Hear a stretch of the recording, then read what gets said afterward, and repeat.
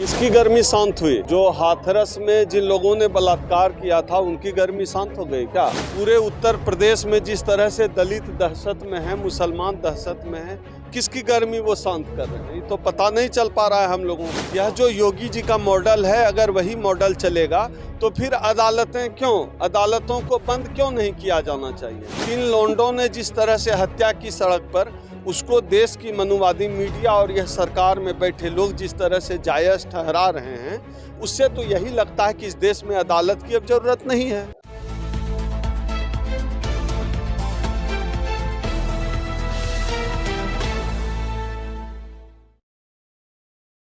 ओम सुधा जी, क्या कहेंगे? उत्तर प्रदेश के सीएम जो है दावा दे रहे हैं कि उत्तर प्रदेश से माफिया राज खत्म हो गया है। पहले ही कहा था उन्होंने कि गर्मी शांत कर देंगे माफियाओं की। क्या कहेंगे इसको लेकर? किसकी गर्मी शांत हुई? जो हाथरस में जिन लोगों ने बलात्कार किया था उनकी गर्मी शांत हो गई क्या? या बीजेपी के सांसद मिनिस्टर जो अपने गवाह को जिन्होंने कुचलवा दिया था, सांसद और मंत्री भी रहे हैं, वो जेल चले गए, उनको सजा मिल गई, उनको कोई सड़क पे गोली मार दिया। किनकी गर्मी शांत कर दी है उन्होंने? पूरे उत्तर प्रदेश में जिस तरह से दलित दहशत में है, मुसलमान दहशत में है, किसकी गर्मी वो शांत कर रहे हैं? ये तो पता नहीं चल पा रहा है हम लोगों को। हाँ, जो भारतीय जनता पार्टी का एजेंडा है हिंदू और मुसलमान करना, ये करने में भले वो सफल हैं, क्योंकि पता है कि ये इस देश में इन्होंने किसी का भला नहीं किया है। तो हिंदू मुस्लिम किया जाए, 24 नज़दीक है, तो हिंदू मुस्लिम करने के लिए चाहे योगी जी का बयान आए, चाहे अभी अमित शाह मुसलमान का आरक्षण खत्म कर रहे हैं, या ये बयान आए, तो योगी जी के इस एक्शन से उत्तर प्रदेश की जनता खुश है? कौन सी जनता खुश है? आप देश की एक बड़ी आबादी इनकी वजह से दहशत में है, डरी हुई है, खुश है। देश से कानून का राज खत्म हो गया है, देश की जनता खुश है। देश से संविधान का राज खत्म होता जा रहा है, उससे देश की जनता खुश है। अगर योगी जी जो कह रहे हैं उससे देश की जनता खुश होती है, तो मेरा यह मानना है कि अदालत, देश की न्यायपालिका, अदालत, जजों के सैलरी के ऊपर, पुलिस व्यवस्था के ऊपर जितने भी खर्चे किए जा रहे हैं, उन तमाम खर्चों को बंद कर देना चाहिए।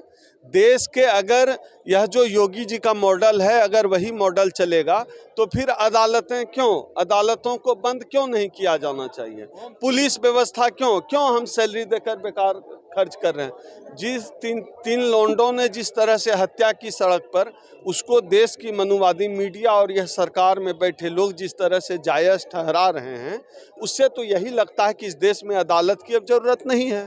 तो क्या यह देश तैयार है कि अब इस देश में न्याय जो है बंदूक के दम पर किया जाएगा? क्या यह देश इस बात के लिए तैयार है कि जिस तरह की व्यवस्था अफगानिस्तान में तालिबानी व्यवस्था रही, उस व्यवस्था से अब देश चलेगा? क्या देश इस बात के लिए क्या इस देश, आप मिठाइयों की बात कर रहे हैं, आपने हिटलर के वीडियो देखे हैं किस तरह से हिटलर की सभाओं में लोग उमड़ते थे? तो भीड़ का कोई विवेक नहीं होता, यह एक भीड़ है, और लोगों को विवेकहीन बनाने की जो साजिश चल रही है 2014 के बाद से ही, वो लोग इस साजिश में मुझे सफल होते दिख रहे हैं। हो रहा है सर, दंगा मुक्त आपने देखा, वो कह रहे हैं पहले 7 से लेकर 17 तक जो बसपा और सपा का शासन था तो दंगे हुआ करते थे, आज दंगा कहीं दिख नहीं रहा है। पहले समाज में जब किसी के हाथ में कलम पकड़ा जाता था तो हम लोग देखकर, समाज देखकर ताली बजाता था और समाज खुश होता था। आज हमारे बच्चों के हाथ में बंदूकें पकड़ा दी गई है, तब ताली बज रहा है। अगर यह समाज आदर्श समाज है तो मैं थूकता हूँ ऐसे समाज पर। बच्चों के हाथों में कलम चाहिए, बच्चों के हाथों में हमें तलवार नहीं चाहिए। याद रखिए, सबकी बारी आएगी जब हाथों में कलम की जगह जो है तलवार, भाला, फरसा और बंदूक आ गया है, वो सबकी बारी आएगी।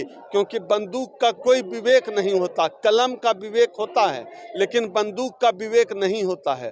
तो बच्चों के हाथों में तलवार देने वाला समाज, तलवार देखकर खुश होने वाला समाज, एक बार अपना मूल्यांकन कर ले कि क्या वह भविष्य के लिए तैयार है कि अपने, अभी तो दूसरों के बच्चों के, वो कोई दूसरे का बेटा है, दूसरे का भतीजा है, उसके हाथ में आप तलवार बंदूक देखकर खुश हो रहे हैं, ताली बजा रहे हैं। अगर यह संस्कृति जिंदा रही तो फिर आपके बच्चे के हाथ में भी कलम की जगह तलवार, भाला और बंदूक आ जाएगा। तो क्या यह समाज अगर तैयार है तो हम स्वागत करते हैं इस समाज का। मेरा सवाल ये है कि आप इसको दंगा मुक्त उत्तर प्रदेश मान क्यों नहीं रहे, क्यों इसको जातिवाद से क्यों जोड़ रहे हैं? कोई बताएगा कि पूरे देश में जिन 5 टॉप के राज्यों में दलित उत्पीड़न की सबसे अधिक घटनाएं होती है, उसमें उत्तर प्रदेश क्यों टॉप 5 में बना हुआ है? कोई बताएगा कि हाथरस में जो हुआ उसके हत्यारों को कौन गोली मारा, कब गोली मारा? हम तो उस दृष्टि से देखते हैं दंगा मुक्त प्रदेश। अगर आप पूरे कानून व्यवस्था को ख़त्म करके, जुडिशियरी का रोल ख़त्म करके, पुलिस व्यवस्था को डिमोलिश करके इसको कहते हैं दंगा मुक्त है, तो फिर उनकी समझ का तो फिर कौन मालिक है पता नहीं। हम इस समझ की तारीफ तो कम से कम नहीं करेंगे जिनको लगता है कि फैसले अब सड़क पर कोई लफंगा लुच्चा जो है बंदूक लेकर कर देगा। की बात तो है, उत्तर प्रदेश के सीएम जी भी कह रहे हैं कानून व्यवस्था का ध्वस्त होना तारीफ की बात है। अब आप कहिए किसी को भूख लगी है और वो मट्टी चबा के पेट भर ले, और कोई रोटी खाकर पेट भरता है। आप कहिए जो मट्टी चबाकर पेट भर लिया वो तारीफ की बात है। जो किसी अपराधी के साथ कानूनी तरीके से होना चाहिए वो गैर कानूनी तरीके से होने को हम कभी भी बढ़िया और तारीफ के लायक नहीं मानेंगे। ये गलत है। अगर यही फांसी पर सार्वजनिक तौर पर भी कानून व्यवस्था द्वारा लटका दिया जाता तो वह स्वागत योग्य होता।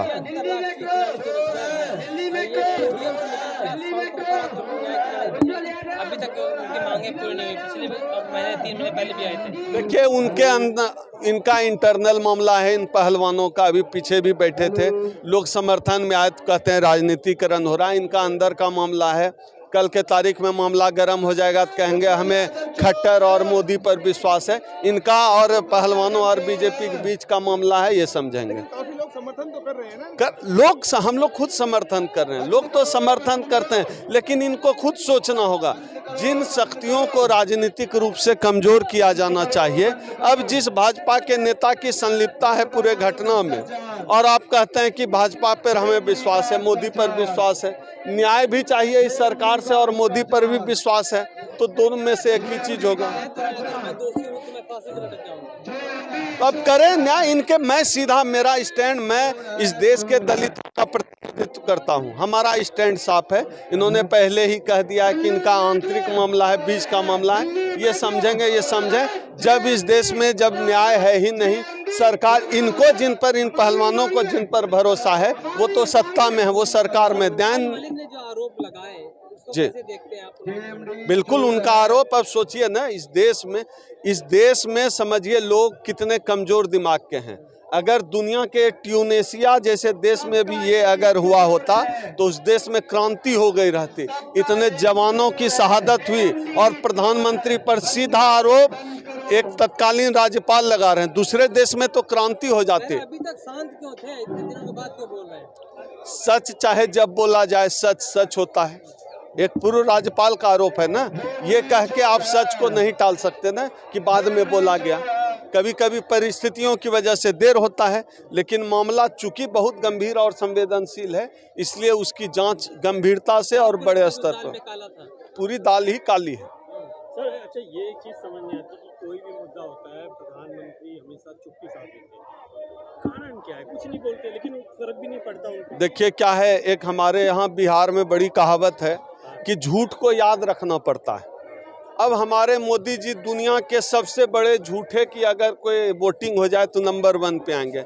अब झूठ को याद रखना पड़ता है। मोदी जी कहाँ से किसी मुद्दे पर बोलेंगे तो पिछला वाला बोलना पड़ जाएगा, तो उनको याद तो होगा नहीं। झूठ तो याद नहीं रहता है, क्योंकि सच नहीं बदल सकता, झूठ तो रोज बदलता है ना। तो मोदी जी, मुझे ऐसा लगता है, एक बिहारी होने के नाते अपना मेरा अनुभव है कि मोदी जी चूँकि बहुत झूठ बोलते हैं, इसलिए जो है वो झूठ को याद रखना पड़ेगा। इसलिए न मीडिया से रूबरू होते हैं, न इन मुद्दों पर बोलते हैं।